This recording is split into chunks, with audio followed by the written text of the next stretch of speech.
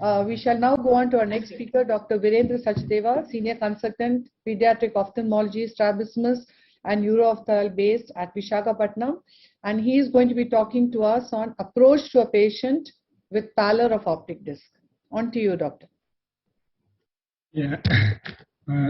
Thank you very much, Dr. Chitra and ARC for giving this opportunity. I think my talk has been made very easy by all the previous speakers by highlighting various points. But optic atrophy is one of the common things that we all get referrals to, and it does come in various shades. Some presenting with only temporal pallor of the disc, some like a resolving disc edema and going into atrophic disc edema, some along with significant findings in the blood vessels or in the retina. So how do we do it? Also, for the postgraduates, they would come across in their textbooks, there are various terms such as primary optic atrophy, secondary optic atrophy, consecutive optic atrophy, glaucomatous and cavernous kind of optic atrophy. Though these have their own value, they sometimes do not give us an idea about the etiology. So one of the possible etiology classifications can be, we can subclassify as post-traumatic and non-traumatic. And the non-traumatic can be subclassified as post-neuritic, post-ischemic, or ischemic episode, compressive, consecutive glaucomatous kind of optic atrophies according to the final etiology. So how do we approach this? So let us see about this with some of the examples.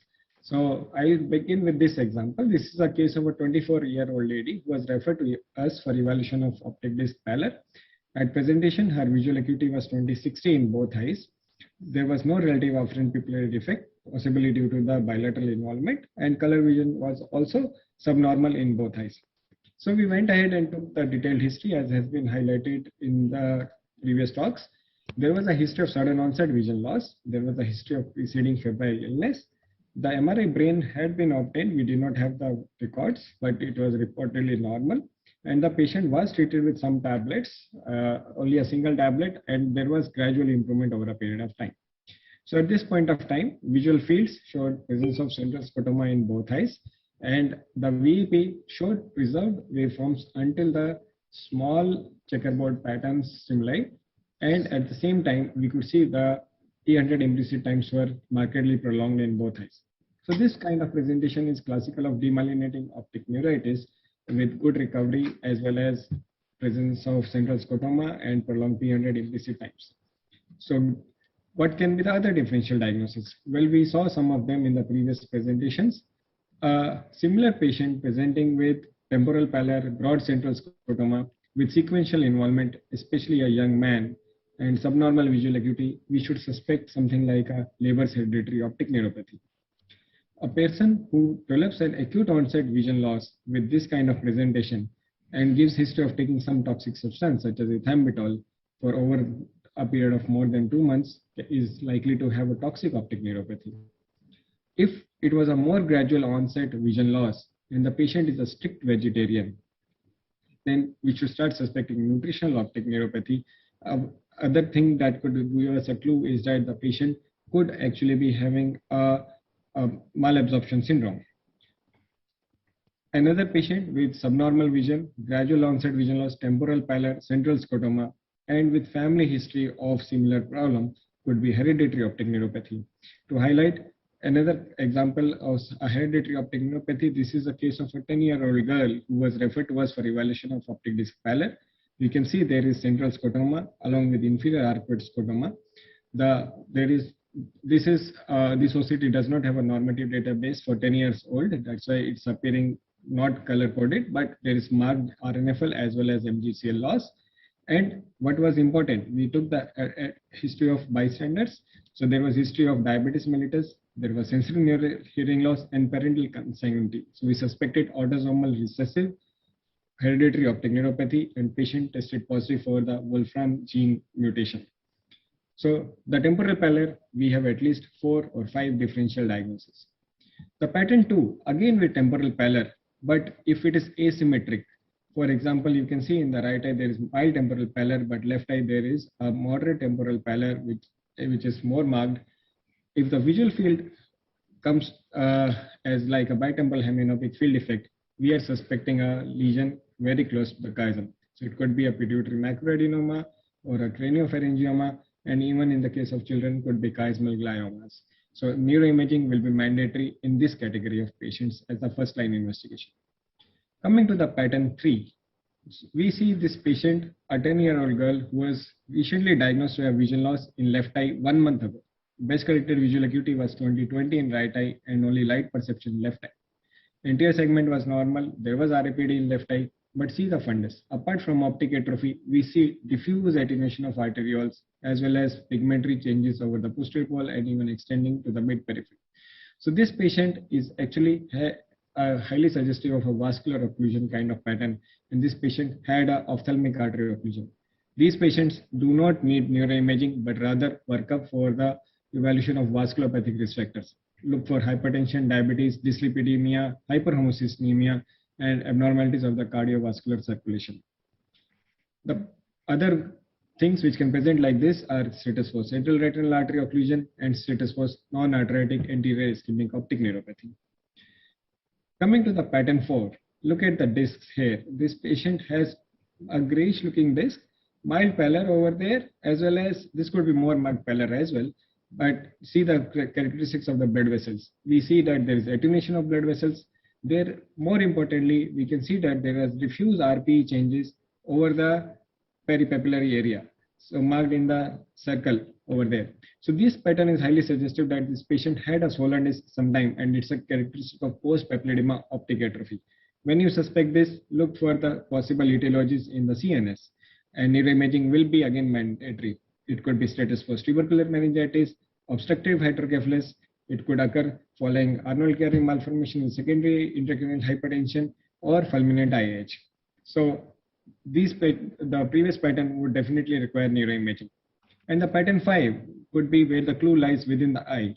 So if you see presence of temporal pallor along with marked changes in the retina, chororetinal atrophy, signs of vasculitis, as were discussed beautifully in previous cases, this could be a consecutive optic atrophy. So do a good detailed fundus examination, look at the fundus as a whole, and again neuroimaging will not be required.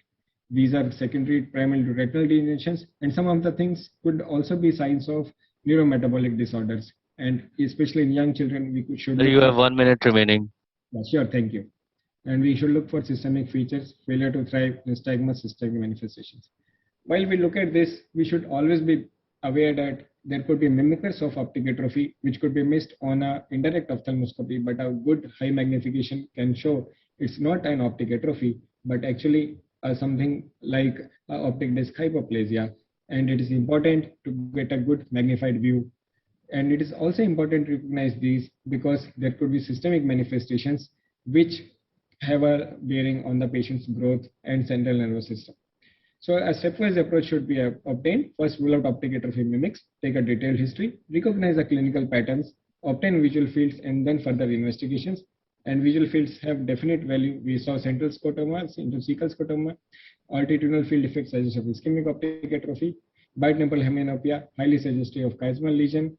And I would like to conclude by saying this slide, at least these 5 patterns tell us the template of how to go further. Temporal pallor with central scotoma, 4 important differential diagnoses: nutritional, toxic, hereditary, post-neuritic. Asymmetric temporal pallor with bitemporal hemianopia, look at the lesion at the chiasm. Diffuse pallor along with attenuated vessels and gliosis, look for signs of vascular occlusion. Disc pallor with gliotic changes, peripapillary pigmentary changes, look for chronic elevated ICP. And if you have retinal abnormalities, look for pathology within the retina and metabolic diseases. Thank you very much for the patient hearing and the opportunity. Yeah, thanks a lot, Dr. Virendra. That was a wonderful talk. So as you gave those classifications, so what would be the significance of seeing optociliary shunt vessels in these kind of cases? Yes, so thank you, Dr. Chitra, for that question. The optociliary shunts are a marker that there has been some compression and that has been there for a long time. Many of the patients, especially with optic nerve sheath meningiomas, have been described to have those optociliary shunts that develop, but it could also be due to compression due to other etiologies, especially in the orbit. So possibly even the location of the pallor of the optic disc will tell you the story, you know, like whether it's a temporal pallor or a superior or inferior pallor, like the site of the lesion you will get to know, or a bow tie kind of pattern. Yes, classically, yes, it has been described. There are patients, especially more so in relation with the segmental involvement in patients with ischemic optic neuropathy. The bow tie pallor, again with optic tract lesion, has been described, but it may not always be bow tie, but more asymmetric with the contralateral eye being affected more than the ipsilateral eye. There are anatomical explanations for that. Possibly, in the interest of time, we may not be able to explain it, but yes, these are valid points. Thank you. Murli, you have anything to ask, or shall we go on to our next speaker? Murli? Murli, you need to unmute. Yeah. I have one question for Dr. Jyoti. I mean, during the optic nerve sheath fenestration, do you encounter orbital fat when you're going to the optic nerve? I mean, because in your video there was. Right. So that's why I use those neurosurgical patties. So they actually tend to push the fat on either side. So it pushes the fat down. And at the same time, because of the pressure of the patty going in, it even lifts your optic nerve up. So sometimes when you're not able to, like, especially the left eye, the optic nerve can be pretty straight. So when you push in the neurosurgical patty, you push the fat beyond and you lift the nerve up so that it gets, like balloon, so your incision can be good. But remember, whatever you put in, you have to come out. So I make my nursing staff sure that whatever you've given me, ensure that I've given you back those 2 patty or the cotton peanuts, because the last thing we want is to leave them in. But yes, you do come across. So each case is different. Sometimes it may look very nice on the video, but while doing it, each case can be different. Depends on how much thick the nerve is, how chronic it is. So each of them behave differently. And you had mentioned pupillary dilatation when you stretch the optic nerve, but if you're doing it under block, the pupil may already be dilated, no? Yeah, so my cases are usually under GA. Yeah, that's the point. But what I feel is when you're doing it, whatever the situation of the nerve is it increasing beyond what you have? So before you start, you look at your pupil, it would have got dilated and it comes to a particular size. Is it increasing beyond? And you would also get an idea, how long are you pulling that nerve? Is it too much stretched? After a couple of seconds, you also feel, yeah, I probably I'm holding this baseball stitch for a longer time. I feel there could be a stretch, so just release it for some time. It's a matter of a minute or two. It's not that you are taking too much time on that. Thank you. Paucity of time, we have to move on. That was wonderful, all the talks.